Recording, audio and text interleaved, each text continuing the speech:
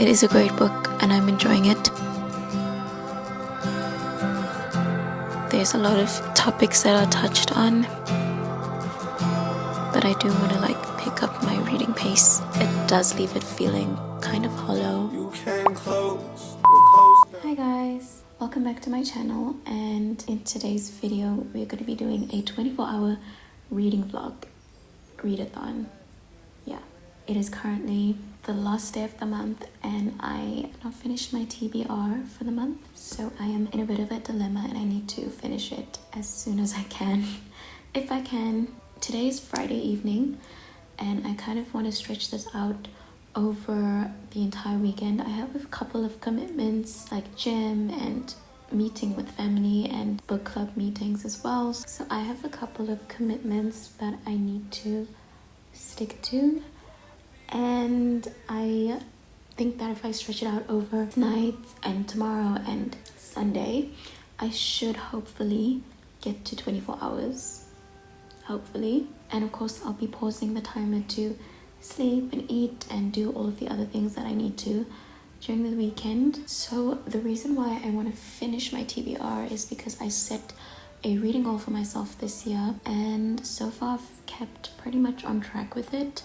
I do fall behind sometimes, but I usually try to catch up, and this month there is a lot that I need to catch up. It's practically my half of my TBR that I need to catch up in these next few days. So why don't I show you guys what is actually on the TBR for this vlog. Here are the books that I need to read.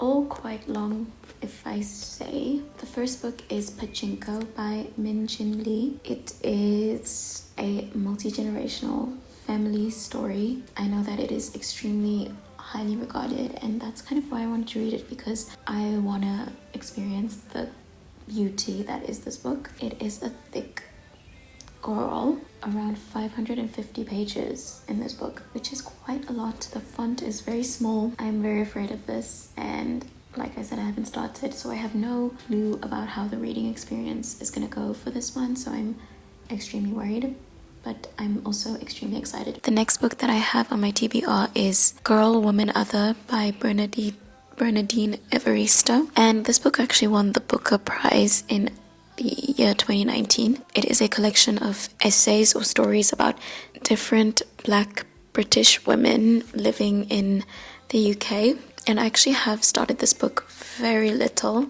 on page 22, so I'm not that far in it, and I'd say so far this book is pretty easy to read. My thoughts on it are kind of that it feels maybe surface level. It kind of feels like it has a checkbox of things and topics and ideas it needs to scratch off, and it's like, okay, check, but that's just my impression so far. I don't want to write it off. I think this has about 450 pages, so. And the last book on my TBR is The Grapes of Wrath by John Steinbeck, and this book is quite long. I've started it, I'm on page 142, and it's taken me quite a long time to get here. It is a great book and I'm enjoying it, but it is also quite slow moving. Yeah, but I do like the story. It has 400 pages, so we do also have a lot of work cut out with this one. So I'm just gonna get myself a coffee and we're gonna get started on our reading for tonight.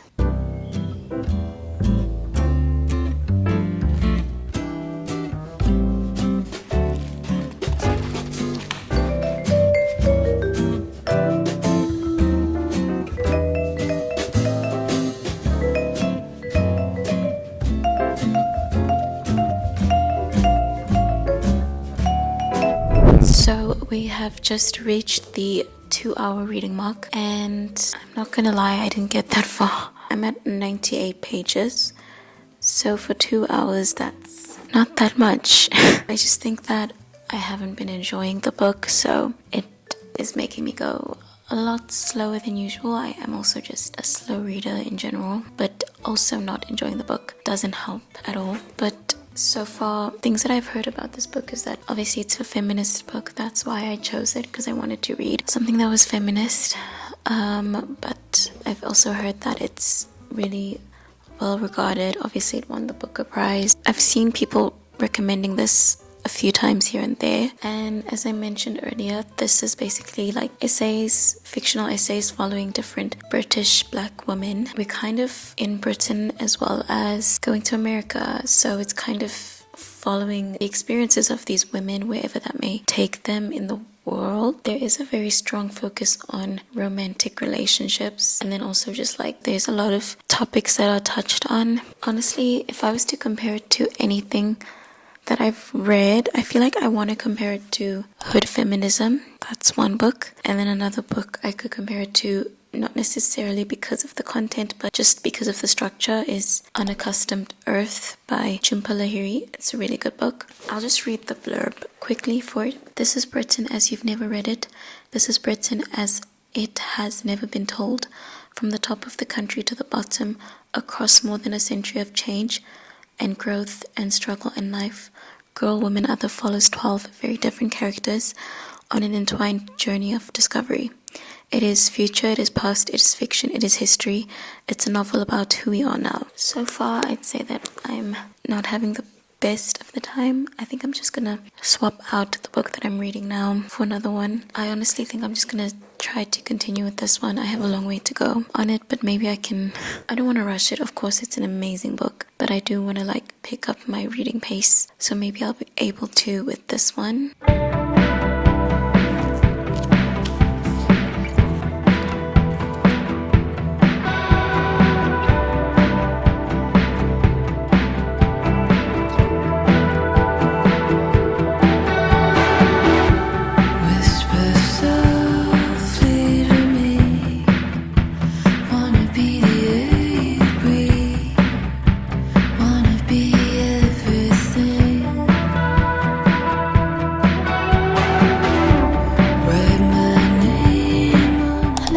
It is a new day. It is Saturday and we are now 5 hours into the challenge and I'm still reading this book. I'm a very slow reader, unfortunately. This is how far I've gotten.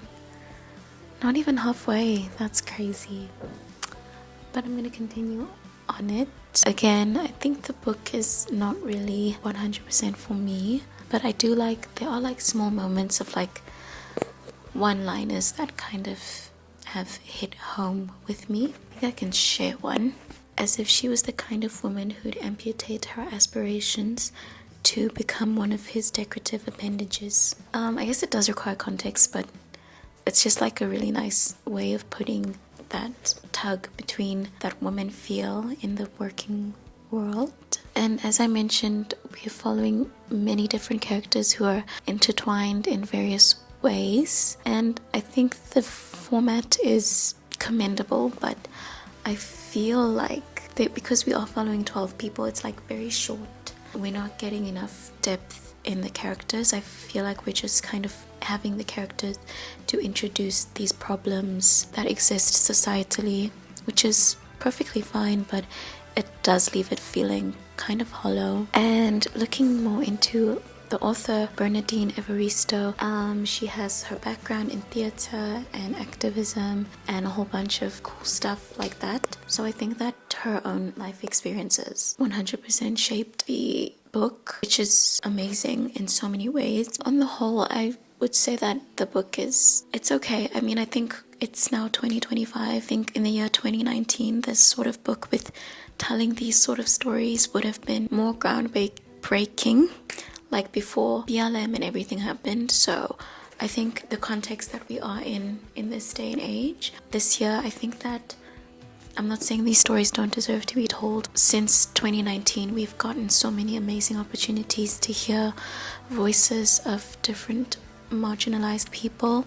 So I don't think the way that this book is presenting its characters is quite groundbreaking in this year 2025, but I still think it's like important to tell these stories, but it's just not like gripping in terms of like the actual substance of the characters. And that's why I feel like if she was maybe a better writer, she could pull on more things from the characters in order to create that attention. And like I said earlier, the book kind of feels like it's just going through a checklist of like, okay, you have to meet this and this and this, and the character has to have this, So it's like the characters do have their dramatic experiences and the experiences that shape them as people. But right now I'm on a chapter of Bumi, who is a Nigerian immigrant to the UK. She has suffered a lot of loss in her life, from her father to her mother to her husband, and she has a daughter named Carol who was so lucky to be able to go to Oxford University, and Bumi is struggling with her daughter becoming more English. She envisioned a life for her daughter that was more along the lines of a Nigerian woman in England having a Nigerian husband, and I don't know, not dressing like a British person. So I feel like Bumi's expectations in some sense are like a bit unrealistic. Like, I mean, come on, like, she's gonna get a job. Of course she's gonna dress more British than like wearing, I guess, Nigerian attire. Or maybe she shouldn't be expected to. Maybe that's the conversation point. But she also is struggling with the loss of her husband, and she's falling into a relationship with another woman who also doesn't have a husband. So they've fallen into a romantic relationship, which she feels a lot of shame for as a Christian woman. That's the story I'm on. But I'm going to continue on, and hopefully in my next update I will be done. Fingers crossed.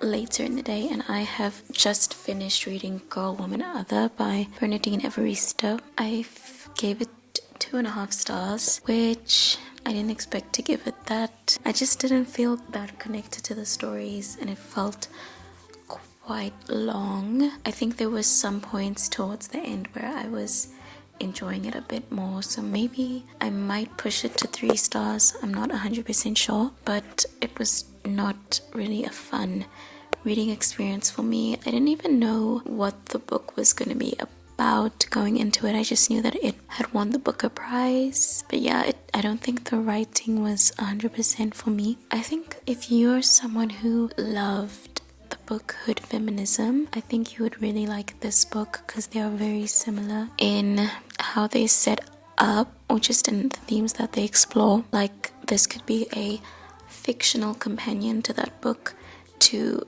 illustrate some of the issues that are mentioned in the book Hood Feminism. They're quite similar in those themes. But now it is kind of late in the evening, so I'm going to read for a little bit longer, but then I'm just going to go on to sleep. The next book that I'm going to read or try to finish is Grapes of Wrath by Steinbeck.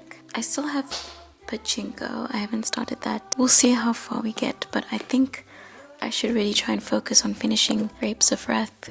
I am not even halfway through yet, and I got this second-hand edition online. It seems it was printed in 1988, and there's no real blurb, but there is this quote in the front, and I'll just read it quick. But if we go, where will we go? How will we go? We have no money. We're sorry, said the owner man. The bank, the 50,000-acre owner, can't be responsible. You're on land that isn't yours. Maybe you can go on relief. Why don't you go on west to California? There's work there. It never gets cold. Why, you can reach out anywhere and pick an orange. Why don't you go there? The owner men started their cars and rolled away. The tenant men squatted down on their hams again to mark the dust with a stick, to figure, to wonder. That moment, I've actually already read it when it happens in the book. It happens quite early on, and it's just that scene where the men were at the farm, the bankmen.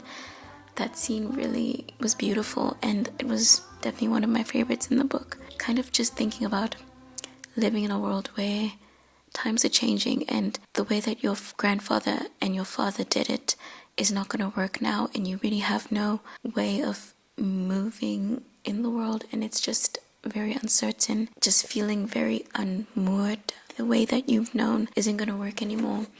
The the way that things were done in the past is not how it should be done anymore. You can't just kill the Native Americans and kill the snakes.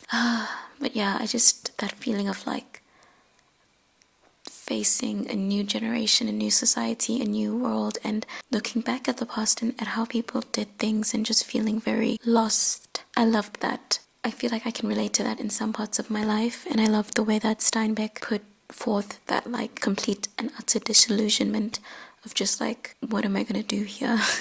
So I think I have a couple of hours with this guy. It's a very long book, so it's gonna take a while. So we're just gonna get started on that.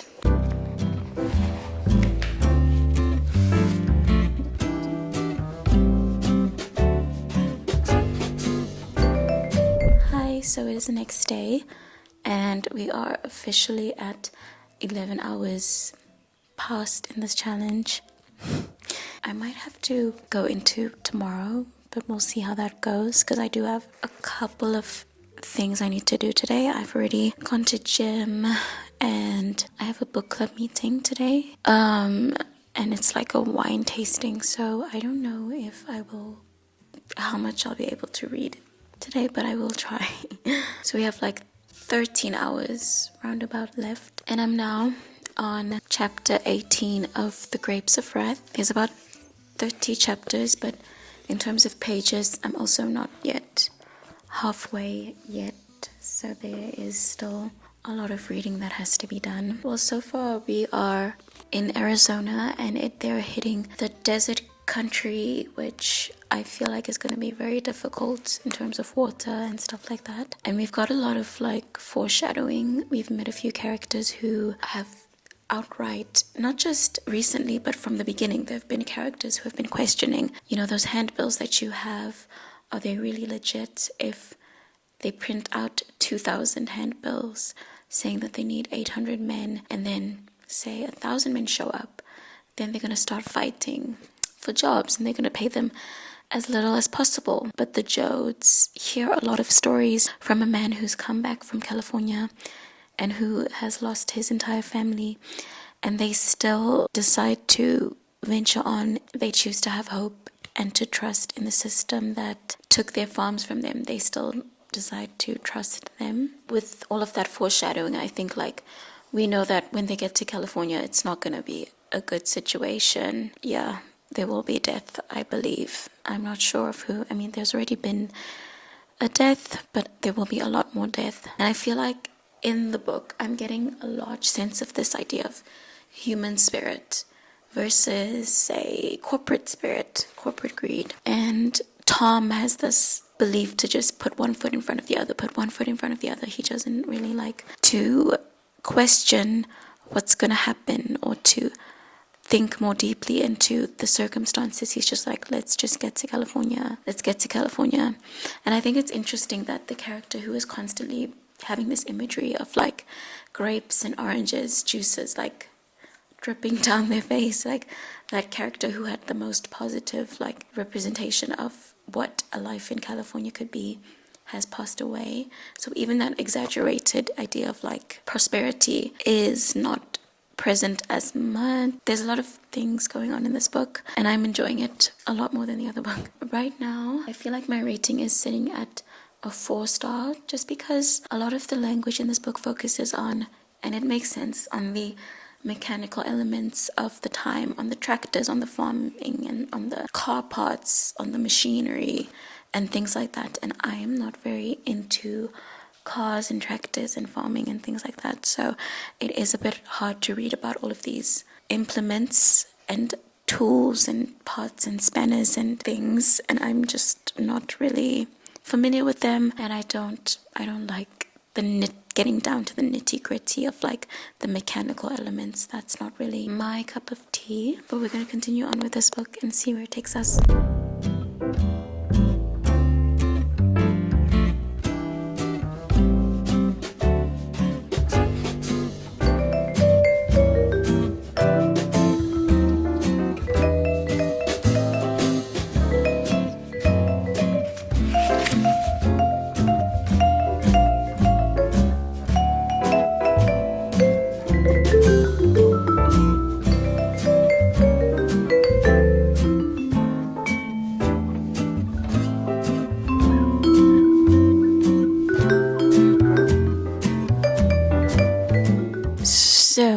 is me again from the future, and let's just say a few days have passed. The timer has been paused, so I'm still where I left off, but it is again in the future, and I am still on this book. It's taking forever, but I also still have 10 hours on the clock, so there is time to finish it. And things are getting a lot more hostile for the Jodes. They reached California, but they've started to realize that things are not as easy as they had hoped, and work does not come as easily, and the police and the landowners are not there to be your friends. They are there to exploit. The locals are afraid of your existence or presence in the space, so it is heating up exponentially. The political themes and tones are just everywhere you look. I'm enjoying this a lot. I feel like it's really picked up. Yeah, the pacing is so much more interesting now, which is not to say that it was bad, but it's a very slow moving book, and I think I'm just enjoying these more active moments of the book. But either way, I'm going to continue on, and we're going to get these 10 hours done.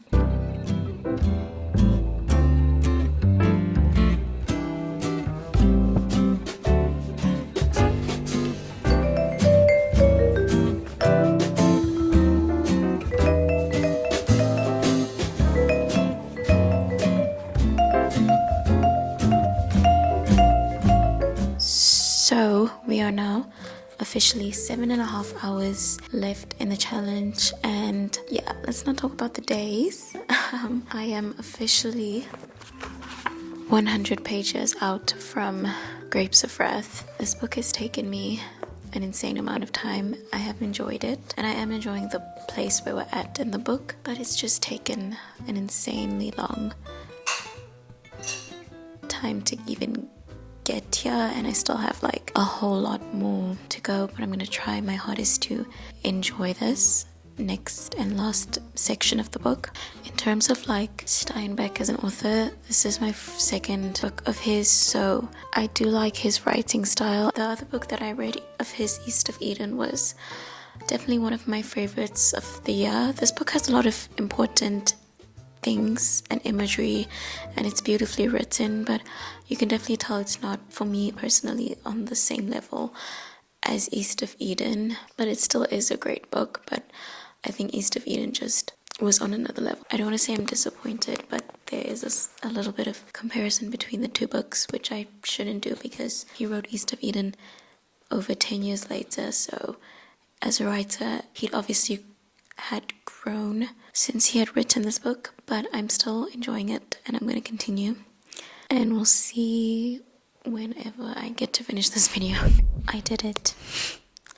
I'm done. I've done it. It's done. It is complete.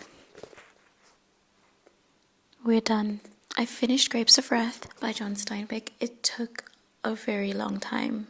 It is a very long book. There's a lot to get through, but it's done. I definitely appreciate the messages in the book, and I feel like the ending was wild. Even though it was crazy and wild, it did tie into a lot of the messages and the themes that we'd looked into since the beginning of the book. So it was crazy, but it didn't come out of nowhere. It was just like he decided to be incredibly unhinged. Yeah, I have my opinions on the ending, honestly. I did like it.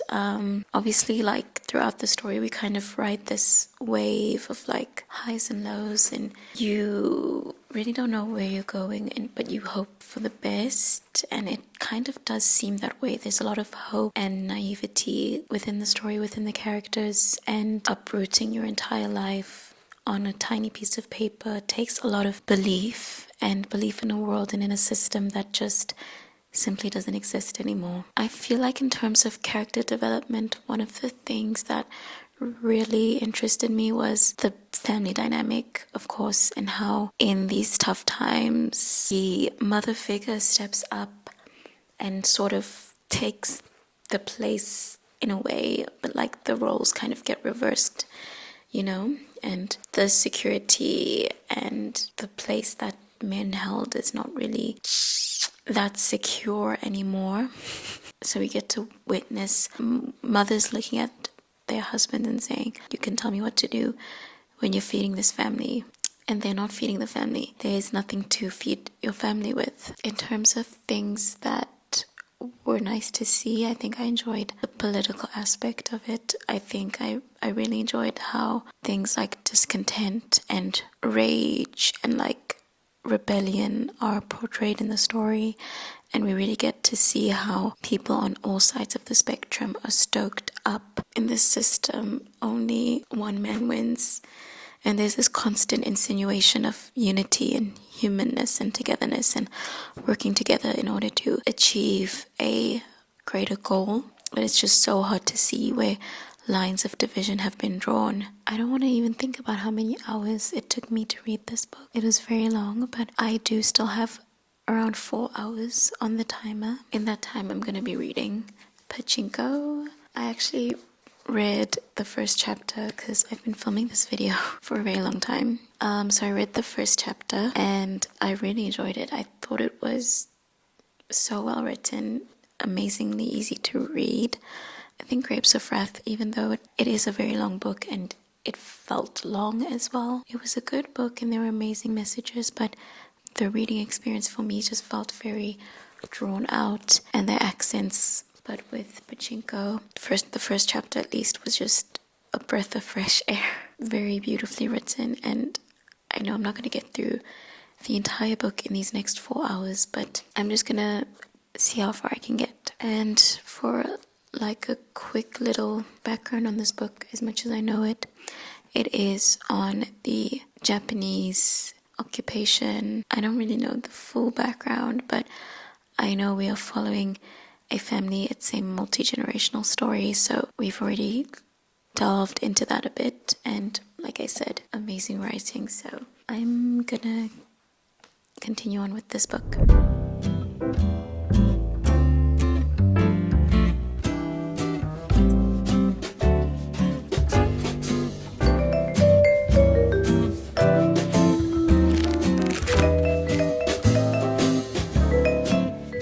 Please excuse how I look right now, but we have officially finished the 24-hour readathon.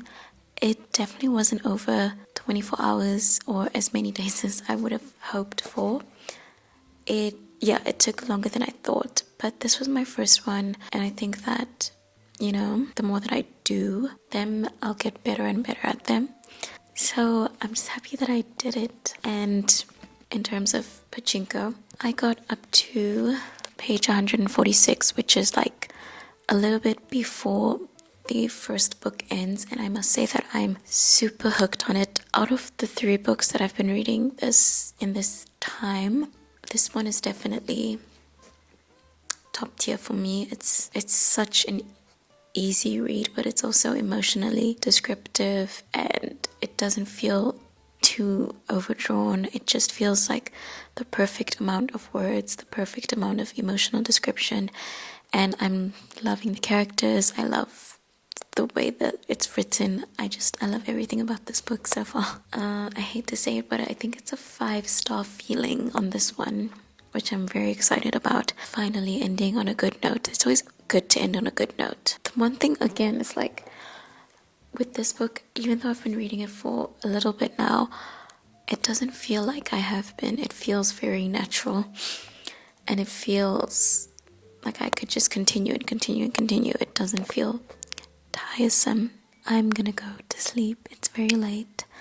I hope this was an enjoyable video to see me struggling through this challenge, and when I try this again, I will be a lot more successful. Thank you so much for watching, and I will catch you in the next one.